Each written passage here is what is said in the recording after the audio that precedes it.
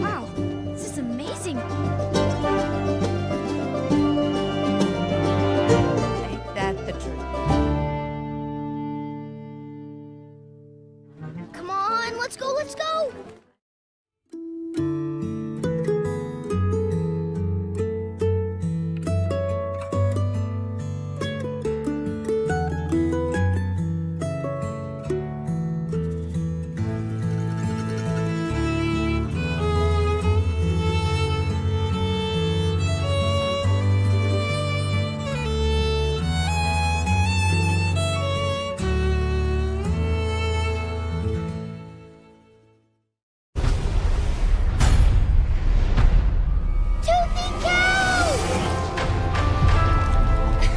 He likes me.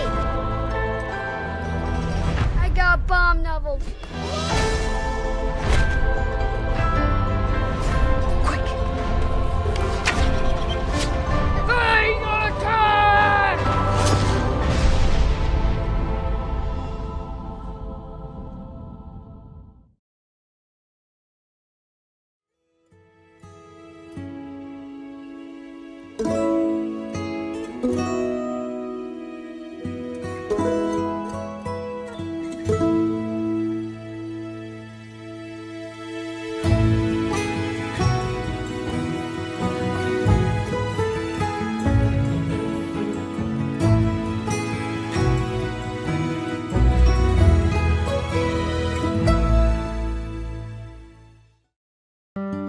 I present the favorite of towns near and far.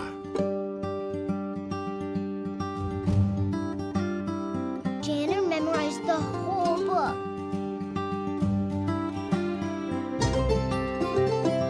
Whoa! It's so cute. Wow, this is amazing. Ain't that the truth? Come on, let's go, let's go.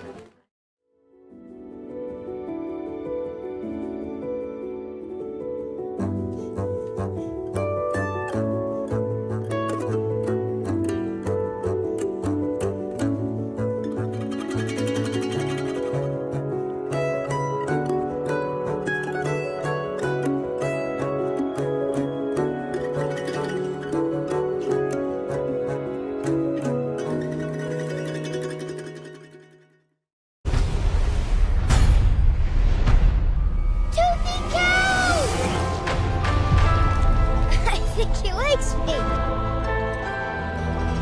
I got bomb nubbled. Quick.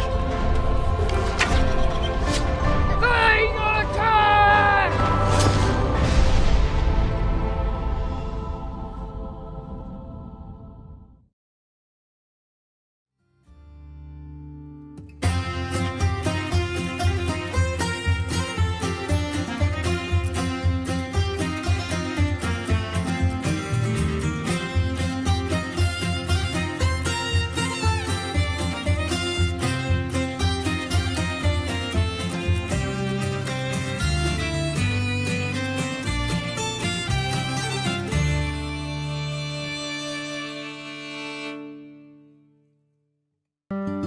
I present the favorite of towns near and far.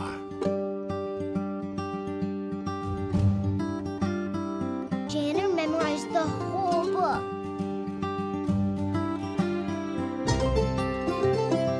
Whoa! It's so cute. Hey everyone, my name is Chris Wall. I am the executive producer of the Wingfeather Saga animated series. Welcome. We have a really fun live stream tonight that I can't wait to get into. It has been just super exciting. Season 1 is out in the world and so many of you are watching it, having read the books, and now we are working on Season 2. And I've been wanting to bring you into Season 2 in a way that is kind of like what our daily experience is working in the studio. And so tonight we're going to do that, and I'm super excited. Couple quick reminders. Stay with us to the end, because at the end of this whole run, we're actually going to give you a sneak clip from season 2.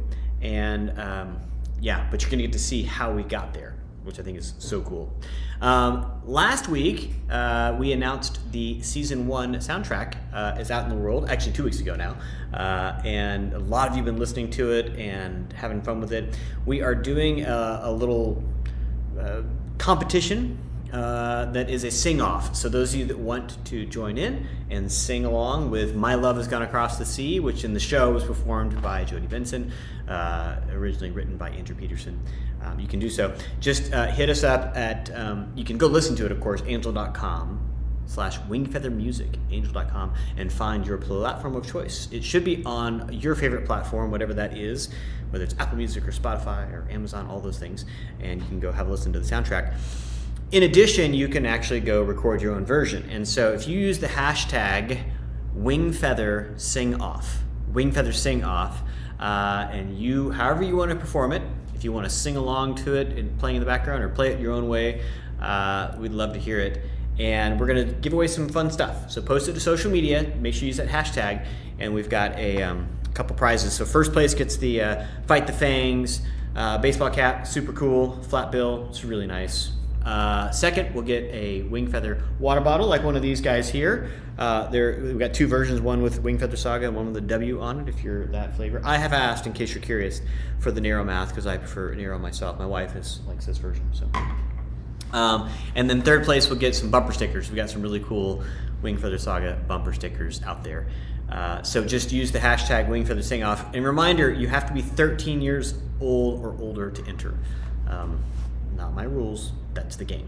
Okay, we've also introduced some really cool new merchandise. I know a lot of you guys love our show and want to support us, and so you can. So go buy merchandise that every time you buy a cool t-shirt like this, beware the toothy cows, you are helping us make Wingfeather Saga, for real. The show is always free. That's kind of the cool Angel Studios model. And so the way that you help us keep making it is by helping us by buying shirts and books and bottles and all kinds of cool stuff. That we've got a bunch of stuff coming this fall. This one's one of my favorite, the Fangs of Dang. If you're going to have a bad guy shirt, it's like our Darth Vader shirt, right? Super cool. All of that is at wingfeathersaga.com/store. And from there you can find the show, you can find the store, all that kind of fun stuff.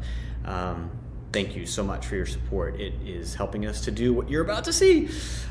Making animation is super complicated, and it takes a lot of layers. A lot of people ask, why does it take so much money to do it? Well, because there's a lot of people that do really amazing work to bring it through the process all the way to what you get to see on the screen. And it doesn't happen just kind of with a flip of a switch or anything like that. It's a lot of really wonderful people getting to contribute along the process. It's very collaborative. And so today I want to take you through what that collaborative process is like for me. As executive producer and showrunner, it's my job to kind of usher and shepherd this thing all the way from the very first adaptation of hey, so the book says this is what happens in this moment. How does that move into an episode? How does it move into then a script, and all the way through? And my job is to kind of be the biggest cheerleader and make sure we're making exactly what we hoped to make all the way through. And so I give feedback all along the way and encourage the artists in what we're doing, and we get to the finish line. We're in the middle of season 2, and I have to tell you, at the end of the live stream, we have a very special announcement about season 2. Definitely stay for that. If you're curious about when we're going to get season 2, we have some news. So stay to the end. That's going to be awesome. But today we're going to walk through that process. And of course, we take from these great novels and then we say, okay, how does that fit into an episode? So today we're going to look at a scene that's in episode 1 of season 2 and kind of walk you through that process beat by beat. And of course, like any good process, it has to begin with writing. We have a great team of writers led by our story editor, who's Doug McKelvey. He works alongside me. Our different writers will submit their screenplays, and then we work through scenes and just revising to make sure all of them kind of flow together, because each writer brings their own voice, and it's really cool. And then you have to kind of tie it together. And so Doug works with me on that. And so Doug is where we're going to start, and we're going to pitch this first scene. So let's go catch up with Doug. Here we go. Hey, Doug. Thanks for jumping on. Good to see you, man. Sure, Chris. Good to see you as well. All right. Episode 1, season 2. we've talked about this sequence, and I want to see if we can go ahead and commit it. We, worked up the beat outlines. This is the beat where the kids have been training, and towards the end of the sequence, they're gonna feel like they've kind of satisfied a day of training, and then I want to have a kind of a crash of a surprise, which obviously in the books we have Oscar arrives.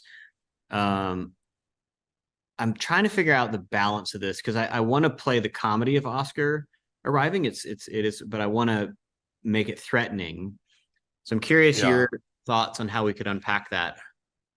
Well, I think there's kind of an obvious way to dovetail the training sequence, and that's having Podo calling out the names of various creatures, dangerous creatures, as part of the drill.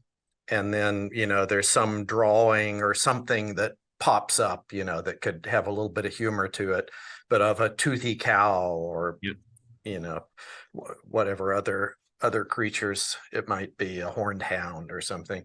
And the boys, shoot their arrows or, hit it with their swords, so they're just running all over the place. But then what if our transition point is that we hear the shout and it's off camera, off screen, but we hear the shout, trolls, right? Because we know that that's the big thing that's kind of coming down the pike here at the beginning of season 2. And the boys just kind of stop and they're like, Grandpa, you haven't told us how to fight a troll before. And then Podo's like, I didn't say that. And then they turn and realize, in the distance coming through the woods, I think Oscar, in the book, it's a donkey or thinking about using Danny the cart horse, using that and just shrinking it down to make it more donkey sized. We'll see how that goes as we move through the pipeline, but that's what we're thinking. To get Oscar riding on that. Okay, Danny the cart donkey. So Oscar is crashing through the woods, and of course there's comedy just to seeing someone the size of Oscar on a tiny pony or little cart horse, in the way that Oscar often brings an element of humor. So then they realize, oh, it's Oscar, and he's actually shouting a warning to us. So then, that's kind of the siren, the tornado siren going off, and then everyone has to jump into action. And I think it's funny too, if it's going to be such a harrowing escape chase scene, with fighting going on and all of that, to add just a little more tone of comedy. What if Oscar, as he reaches the family, the pony, the donkey stops too suddenly, and Oscar goes flying, lands at their feet. Totally. The animal actually collapses in exhaustion. Yeah. It's a lot to ask of a cart donkey. So I love it. I like the pitch. I want to get in a sense of impending danger, because obviously we're going to then kick the family into Oscar's warning, and they got to go. And I'm debating how we do that. My gut says we don't show the trolls or some of the other fangs yet. I'm curious what your thinking is. I mean, I could see us doing a kind of a Jurassic Park moment, maybe, where we just see the result of this impending doom. We've got to get them time for the family to quickly pack and get out of there. So I'm aware that I can't have Oscar come out like you're suggesting, and then bad guys right away. They got to have time for the family to quickly get there. Like, he has some lead on them, like they're not right behind him.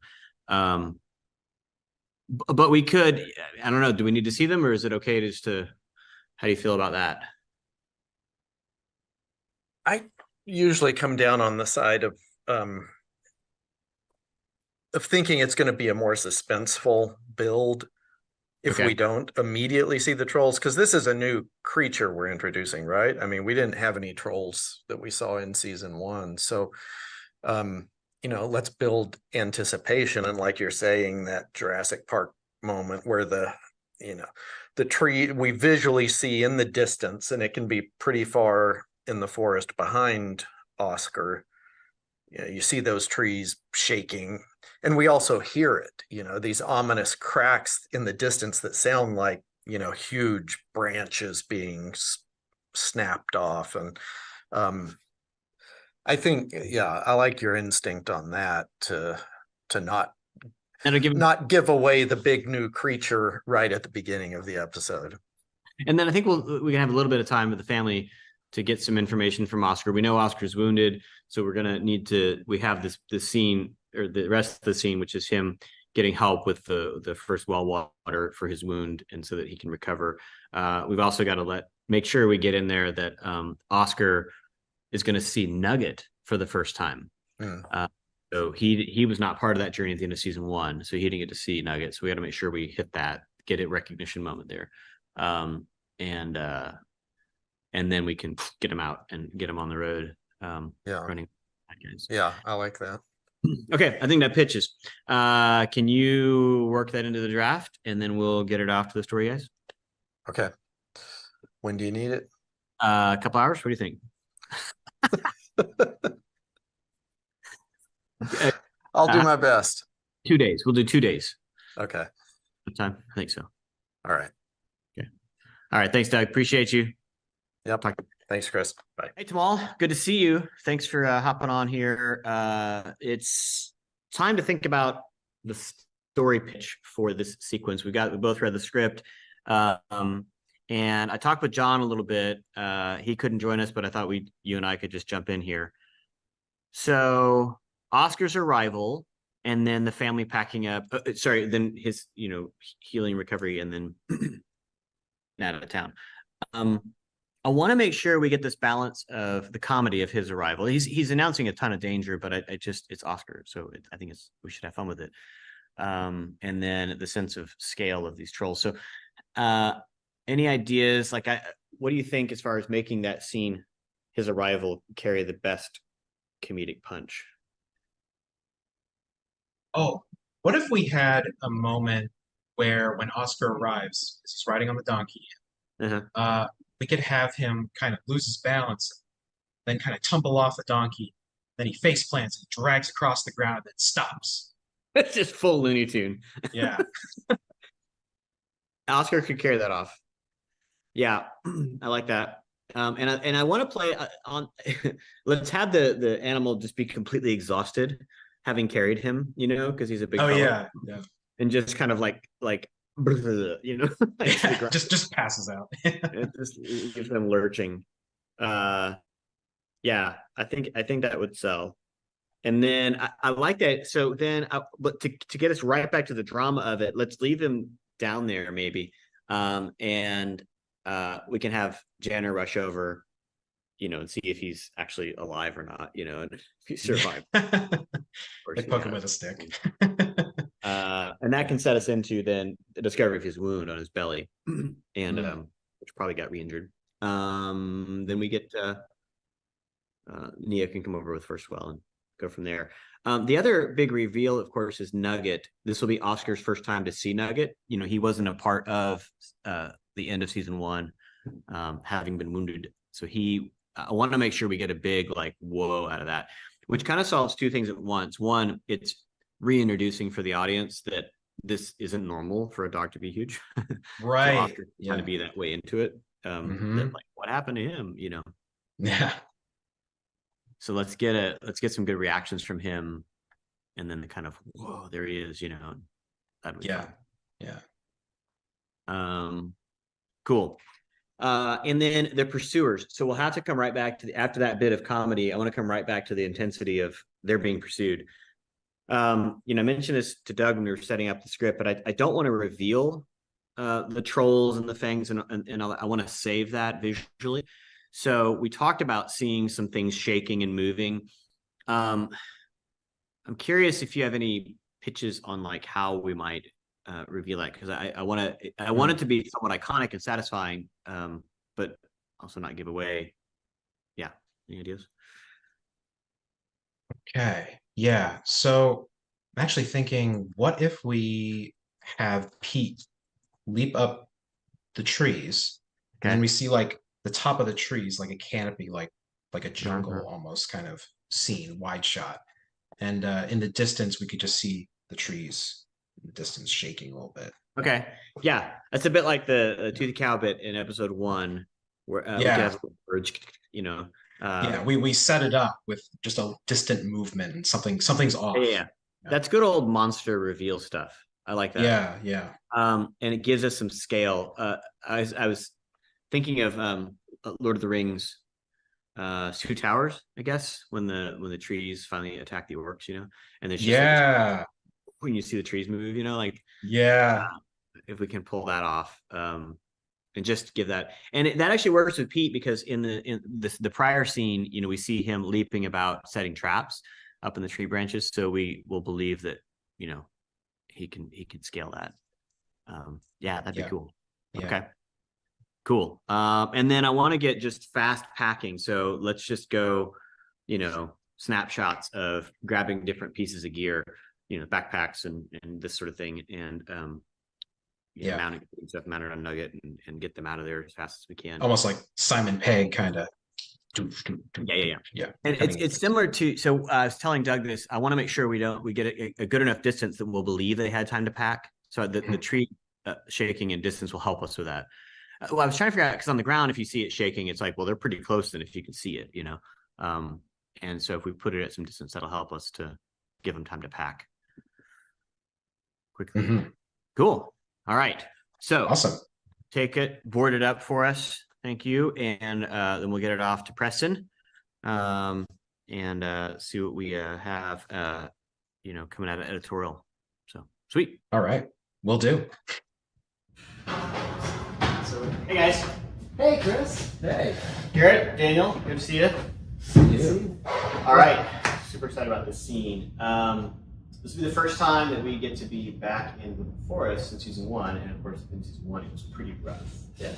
There were fires, there was, a narrow escape from the fangs, and then ending in rain at Street House. So the first scene of season 2, we're going to be in Lipwood, kind of bad things have happened, and I want to really shift it so we're feeling, warmer about what could happen next. Yeah. So curious how you guys have gotten along here. Yeah, so it's been a bit. We've got a bunch of stuff to show you. So we did a deep dive into what we had in the storyboards and even in layout here for the whole sequence, which was just great camera work. So from there we went in and had the color scripts made. Okay. We jump in and check that out. So as you can see, we are definitely pulling in a lot of those warmer colors. Yeah, nice. And there's a lot of this kind of training and hanging out at the base of Pete's treehouse. So to me, it was reminding me of a lot of like that Robin Hood, Sherwood Forest stuff.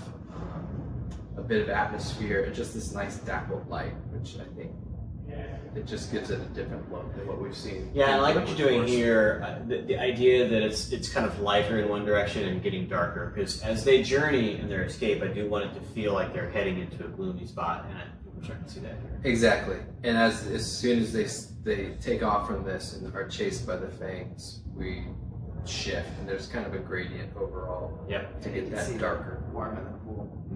Yeah. We're getting back in Pete's treehouse too, because it was such a cool moment.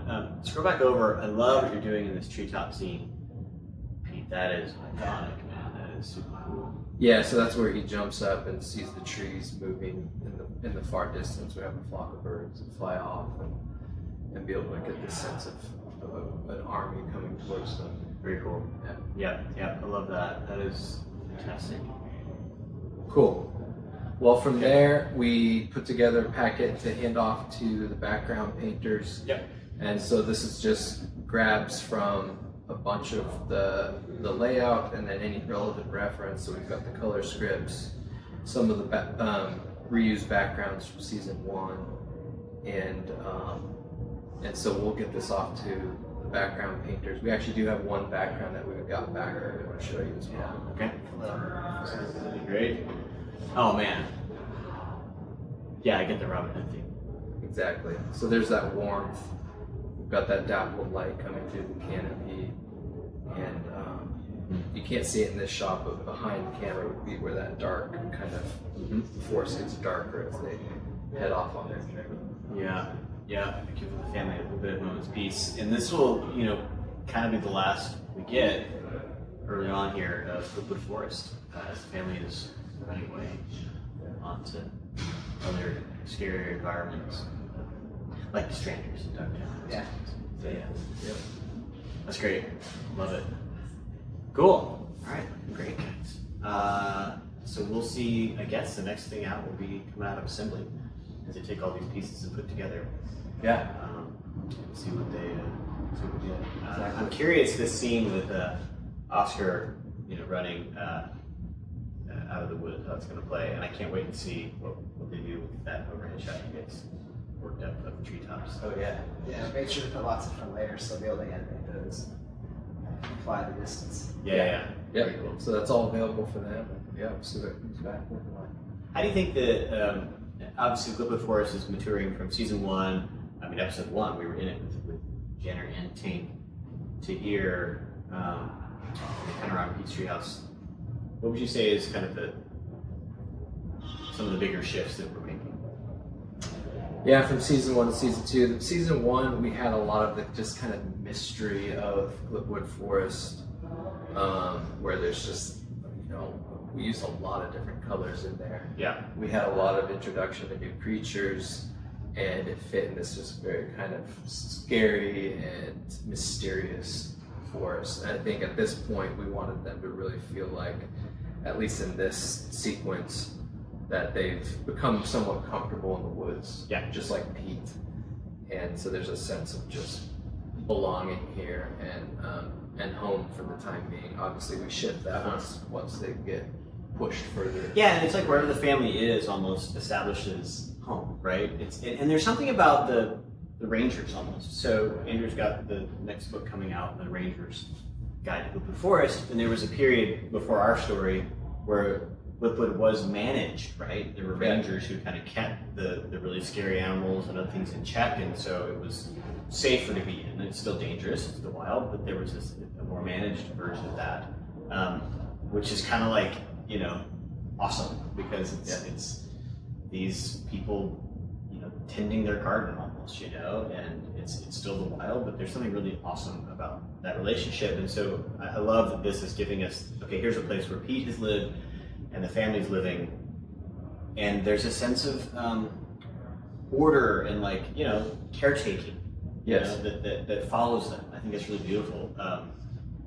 Even for the short amount of time that the family will be here, I think we're playing the idea that they will have been there for a week or two, or something like this, not terribly long, before they've got to make a run for it.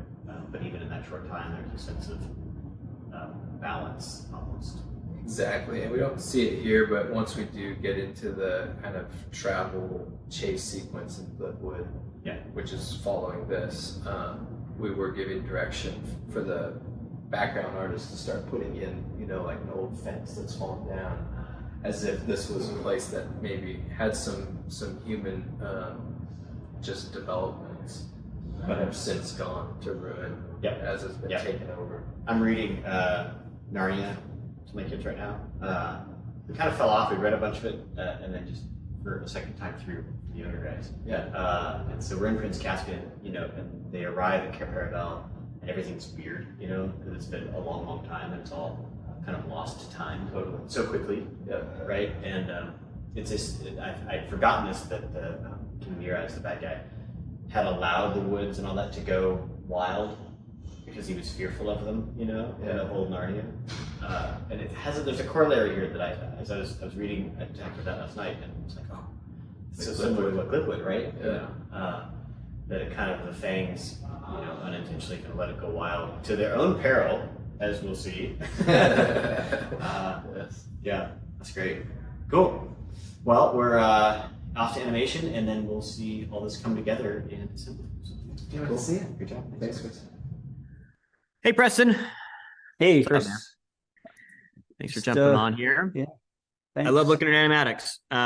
So we've gotten the for the audience at home, we've got the storyboards back, and you've been able to get them into an animatic along with Andy, who also works at Editorial, and we've got John having looked at this. And now it's my turn to have a look and see how the scene's playing in animatic. This has, I think, most of the voices now. So look forward to that, because the prior version would have had just my scratch, which is not as entertaining for me. It's always great though. It's just how many voices can I play? We should play that one time, just the Chris Wall version of these. Right. Yeah. Yeah. Chris talking to himself with this in this register. So funny. Okay, so let's have a look at this piece, and then we can talk about it. All right, here we go. Trolls, trolls, trolls! In the words of Eubinius the Wound, run, Igibys! If you're out there, run! They're coming!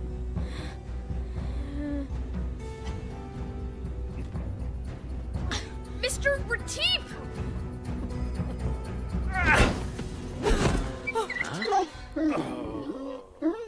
You're alive! Am I?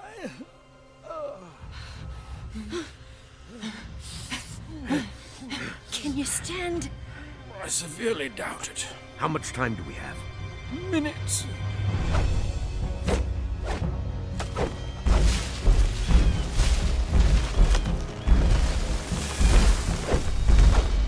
Jenner, get the first well water.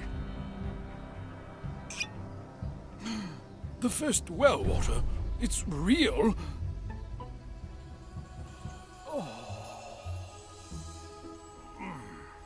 Stupendous. Might I have a few drops more? You wouldn't want that, my friend. No, but why not? You might get big. Gracious goblins. The well water did that.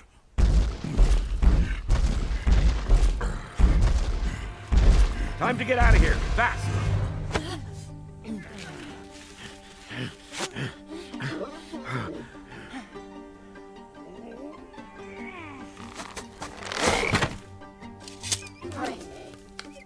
Janner, keep your sword at the ready. Kalmar, shoot anything you're sure you can hit. And Lily, keep Nugget moving no matter what. Let's go! That was cool. Thoughts? It's working. It's working. Yep. It's coming along. I look forward to hearing all the funny bits with Oscar and his jiggling and Andrew. You know. Right. Yeah, there's That'd be definitely some missing elements that will step it up even further the next time. Yeah.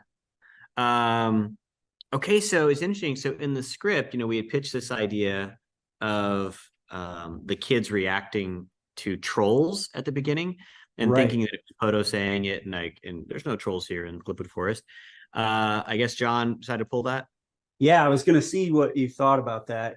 Yeah, he did. He thought that we could get to Oscar's arrival even faster without that beat.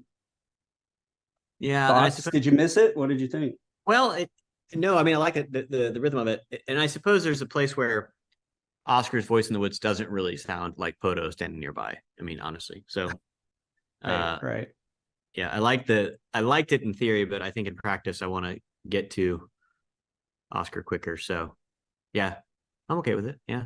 Okay, good. I want to make sure that we have plenty of time when we get to the treetop to really take in that visual. So, and we may need to make a shot adjustment in assembly once we get there, but I want to, when we get up with Pete and we're looking over the forest, I want to make sure we have plenty of time to really take in and make and help Adam on the sound design to really build that out. Right. Right. Really feel that the trolls are advancing. Yeah. So I think it's fine for now, but let's, as we get into assembly and kind of that, let's, have a look at that piece. Otherwise, I think it played pretty well. I like the reveal of Nugget. I may call for an ADR there. That is Oscar calling out is that nugget, just to connect the dots. That Right. We show Nugget and he says it underneath that shot. Yeah, just something to make sure that we understand that this large dog is the same little dog that he's seen multiple times. Right. Yeah, I think that would work. I think the first well stuff, we can play it similar. I think the time of it, the time of the dropping it and his reaction is close enough to what we did in with Poto in season 1. So that feels like the right tempo there. I like the fast cutting. I think it's going to play of all the pack stuff. When the family's getting ready to take off. Yeah. I want to work the cameras a little more. Just I think it'd be fun to do in assembly. Just do a little bit of handheld, kind of get some a sense of intensity there, and that will kind of pick up that a smidge. And then it'll be fun in sound design. I think what I'd like is the feeling of this kind of growing breaking of trees, and it just kind of as it gets closer. Impending doom. Yeah, it sounds small. Like I feel like Two Towers when the forest attacks the orcs. It's that. Right. It's like like it's like bad things are coming, and we're just hiding it until we reveal it later. So. Oh no, that's good. Cool. All right. Well, I'll let you keep shaping it from here, and then we'll have a look at it in animation and see what they do with it. Sounds great. Cool. Thanks, Preston. Thanks. Yep. Thank you. Okay. Hey, Ron. Good to see you, Chris. I'm excited about this scene. It's been kind of silly developing it. Started with Doug, writing it, and then of course worked with Tamal a little bit and getting it put together with John directing on it, and then met with Preston, and I think we've got a good animatic. I know you've seen that. We're ready to take it into animation. I'm curious, you've watched the clip. Any thoughts or ideas on how we approach it? I know in the book he comes in on a donkey or something else. You know, right. Like a small horse, and I we talked about taking their farm horse and shrinking it down. Yeah, Danny. Well, shoot, what if we use like a Gambloat or something that we've already seen, we've already got rigged, and that would be amazing. It look even funnier, as long as there's no potential danger to Oscar's safety with all those crazy. Oh, there's danger. There's got to be danger. Okay. That would be brilliant. Yeah, and we already have that character rigged and ready to rock. So, heck yeah. And a couple cycles for it already and everything. So yeah. No, let's do that. I like it. I want to make sure, and the Gamblo should be able to pull this off, but that at the end of its run, as it's coming up, that it just kind of collapses in exhaustion. Oh, okay. He's been working so hard, which will totally work with Oscar. Yeah, that's all the Gamblo had, and then that's all I got. So it's not like bucking him off or anything like that. It's just like run out of steam. And then launching Oscar. Yeah, and then Tamal had the idea, and I think I may have been Doug talked about too, but full on face plant. Just plowing with face, sliding on his face. A bit of Looney Tunes. Yeah, that's gonna be hilarious. Cool. And then reminder for Annam is that Oscar will, of course, he's in pain, and so he's got to send the alarm and it's urgency. But then he'll, once the water has fixed his wound, whatever, when he sees Nugget, this will be the first time that he's seen Nugget. He wasn't a part of that in season 1. Right. He was wounded away and didn't know about Nugget being wounded or near death, and certainly not becoming huge. So I want a real sense of shock when he looks over to see them. Yeah, Oscar-y shock. Oscar-y shock. Ooh, in the words of someone, yeah. He flusters easily. Yeah. And then this scene, has in it this. It's turning to be iconic. I just saw Garrett's color key for it. Pete leaping up the treetops and looking over from the top deck of the treehouse, whatever. Oh, right. To the distance. The warning that Oscar is bringing for the. Yeah. And the gag here is, we'll play it in sound design later, but that the approaching horde is coming from some distance, and so they're going to, as they get closer, we've got to get enough distance to believe that the family has time to pack and get out of there. Right. So that's the setup here. But that shot, I strong pose. It should feel heroic from Pete. It's kind of be Batman. really cool. It's a bit of Batman. The visual, keeping everybody safe. Awesome. Yeah, and that's going to be really cool once it gets all the way. We don't see any of that tree stuff until it's past us in animation on into assembly. So we're just going to have to imagine that for now. So it's a cool build up for sure. Yeah, it's a bit of Jurassic Park kind of scary stuff. And then I think the montage will be fun. I think it should feel quick. Everybody packing, just kind of the succinct action there. Kind of just put it in. Everybody packing their different items, getting as fast as they can. I want to in later in assembly we'll add some handheld to it to kind of even add a bit more energy. Cool. To get it there. I'll make sure they animate outside the lines for. Yeah, thank you. Yeah, gives a little shot. So just think about that though. We're starting comedically, obviously, turning to serious tone, and then it's once we see the tree shot, it's like everybody's in a zone of we've got to escape. It's serious. Let's go. Let's So that'll be the curve as we get out of the scene, and they're on the run. Cool. Transition us from the funny arrival and you're healed and you're not wounded anymore to off we go. The gravitas, people. So, yeah, and then it all starts from there, doesn't it? And then it all gets great from there. So good. Yeah, this is a transition. It's this scene of the family training. It's kind of warm, and they've had a breather. Yeah, there's that passage of time that they've kind of spent the summer doing their own things in the weeks. I don't want to leave Oscar wounded for too long. A couple, there's so many weeks. Yeah, had a good summer vacation, right? And then summer's over, on the run. Cool. All right. Awesome. Well, looking forward to see you out of animation. Thank you, Ron, for your great work. All right. See you later. Hey, Chloe, Keith. Hi, Chris. What's going on? It's going. Ellie. Ladies. Thanks for letting us visit up here. So we are looking at assembly, finally. We've been working on this shot and the sequence from writing through storyboarding, and then the backgrounds, and of course animation, and now that all comes together into assembly. So Keith, what is assembly? I think in food analogies. So food is good because everybody eats, and so you can think of the writing as like making the recipe, and doing the boards, kind of like grocery shopping. You're deciding what to put in. Go get your ingredients, and then layout and animation are like line cooks and sous chefs. Yeah, and then we're the folks who kind of bring it all together and plate it, present it, and put this, that, and the other out on it, and put some I guess parsley on it. Bring it out to your table and ask if you'd like us to grind some cheese on it. Tell us when, and that's it. Like I just went to Olive Garden. Yes, you did. And so Chloe, this is all coming together in Unreal Engine, and so you're one of the assembly artists now pulling this together. Looking at this shot of Pete climbing up the tree and up into the treehouse there. What are we looking at here? Like, what is it looks like Garrett and team finished the background paintings. How much of this is their work, and what is other things being added in? So the background here, if I hide it, we've got 3D Pete and a 3D rope bridge, and then a bunch of little lights. So all of the rest of it is background and is also layered.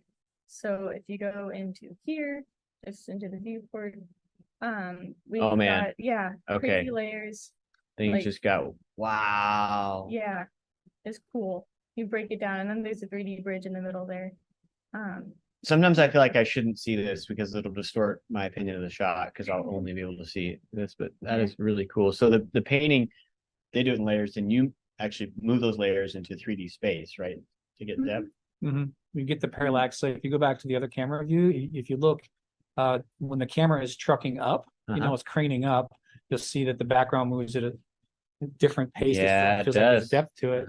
And it can get pretty tricky with the 3D objects. We just have to make sure that the layers that the 3D objects are next to are right next to the paint layer, or else those will also slide around. So we have some fun little challenges. And we chose to make the bridge CG so that when he lands on it and bounces off, it moves with him. Like if it was part of the painting, it'd be trickier to try to pull that off. There's ways to do it. Unreal Engine's not awesome at that kind of stuff. After Effects would be better. Okay. But for us, it's easy enough for us to make the bridge and give it to our Maya animators, and they can just animate it in 3D to interact with 3D Pete. Okay. And so when Pete's climbing here, you know, if you go to the other view, he's in the air. There is no tree. But when we give it to the animators, we give them like what we call a rough proxy. Oh, wow, look at him. He's just floating out there. Yeah, he's just out there in the world. So we give them a geometric tree, and where we make sure that the camera lines up with that when the background painters also paint from that same view. So we know if we replace the geometric tree with a painting of a tree, they roughly line up. But we can do a little bit of tweaking here and there position-wise to kind of make sure it all lines up just right. Yeah, it's astonishing to me that it all plays, because like when you show me the shot, I go, fantastic. Like, you know, I might want to add a couple more falling leaves or some things to tweak it, but like man, it works. How are you getting? I mean, obviously, Pete's a CG object. Yeah. Chloe, what are some tricks to get that to maybe the background that I don't feel him sitting on top of it? I think one of the tricks is, I think Keith may explain it better, but the shader system and just the way that the materials look in Unreal helps the characters blend into the background more. Okay. And there are also coloring tools that we have that help color the characters and light them to make them feel like they're in the scene. So some lighting that we're adding, because obviously what we can see in the painting is the painters are painting light, right? Yeah. Right. They're actually applying light and shadow in the paintings. So we have to mimic it. Yeah, we have controls for the characters. Like if you look at the light control, we write our own tools inside of here. So if you selected Pete, if your mouse doesn't disappear, you can select it from over there too. So if you grab Pete and load him into the light tool, we can play around with how the light falls on him. So if you zoom in, make him feel like he's sitting. Yeah, so that he has the same, you know, directionality. And we also have lots of other controls. It's a little tough to see because he's not super high contrast. But you can kind of see the light moving around down there. And we have controls over total color. We can turn this into a nighttime scene with our shader system in a couple of minutes without having to redo everything. And we're also playing around with a lot of tricks, right? If you go to the lit version of it. I'm just gonna go to the Yeah, that's the version right there. You see it's really soft because we're doing some pixel blending to make the characters feel like they're kind of painted in the scene. And it samples the edges of the pixels and says, hey, what other colors are you next to? Let's do an average of that based off of a kernel distance and all other kinds of crazy stuff. We've done a lot. Our shader is highly developed. Now we're in season 2 of it. We've made improvements from season 1 for efficiency, for look, for style. And we create custom tools to make them easy and fast to work with. And shader, sorry, when you say that, what is this shader? It's the way something appears. Like normally if you put if you just dragged go over to the place actors, if you just take a sphere and drag it in there, that's what it's got, like just a default, and go to unlit or whatever or something. It's a default look, right? It's like, is it reflective? Is it not reflective? Does it have, what color is it? Does it, all this stuff. And normally when you put something CG into a thing like this, it will try to mimic realism by default. Okay. And we don't want anything to do with realism. We are trying to make an animated storybook illustration, painterly the whole way through. So we had to write our own shader that we apply to all of our characters and assets so that they look like they're painted. It's pretty detailed. And again, the idea then this CG Pete, if we go back, can you play the clip again for us? So as we see him, he just feels like he fits in that environment. And I believe it. There we go. Yeah. And you were talking about there's lighting in here, so you're able to turn on and off some lights because you see the lighting moving as the shot's moving too. Yeah, that's cool. Yeah, usually, at least when I go about lighting, I look for areas where like you need to focus and put the most contrast there. Like maybe put lights behind Keith as he's going up so that the audience can clearly see him. Doesn't get too lost in his own treehouse. Yeah. Wow. Okay, so there's a shot. It looks great. You guys are doing brilliant work. And the great thing about our assembly team is first and foremost, yeah, we're working in a technical environment, but you have to have a real artist side into this. I know. job. That's why I love what we get to do here, because it is such a technical nerd space Yes. where there's like so much, but you're making art. Like you're making our favorite fantasy animated show, shot by shot. So this is one shot. How many shots in this episode? We do roughly 425 to 450 shots per episode. Okay, so there's a few more we got to turn through. A couple more than just this one, yeah. Well, I'll let you guys get back to it. Thanks for Great. letting us look at this. This looks awesome. Great, thanks, Chris. Thanks, Al. Thanks, Chloe. Thanks. Okay, everybody, you have seen all the pieces building up to this little scene from season 2, and we are so excited to now show you the final-ish. So there are parts of the production that we're still in production on. That includes post-production, which is like all the sound effects and score. We've got some temporary stuff in here, but that's all not finished. And we also have some more assembly work to do. We showed you a couple of the shots in here. And this is going to have a mix of some animation from Ron Smith and his team, as well as some assembly. And you're going to get to see all of it together in one. So without any further ado, here is a special sneak clip from Season 2, Episode 1 of the Wingfeather Saga. Trolls, trolls, trolls! In the words of Eugenius the Wound, run, Igibys! If you're out there, run! They're coming!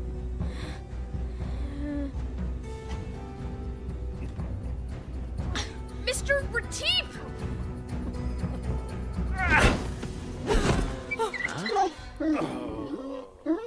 You're alive! Am I?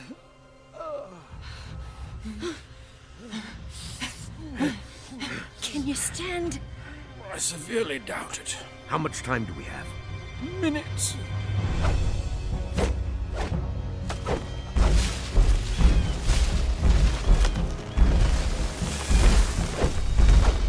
Jenner, get the first well water. The first well water? It's real?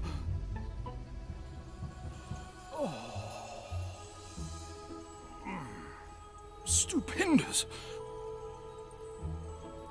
Might I have a few drops more? You wouldn't want that, my friend. No, but why not? You might get big. Gracious goblins.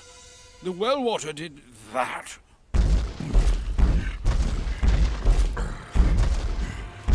Time to get out of here, fast!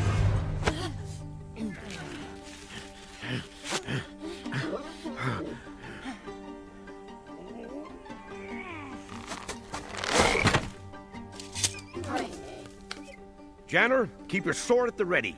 Kalmar, shoot anything you're sure you can hit. And Lily, keep Nugget moving no matter what.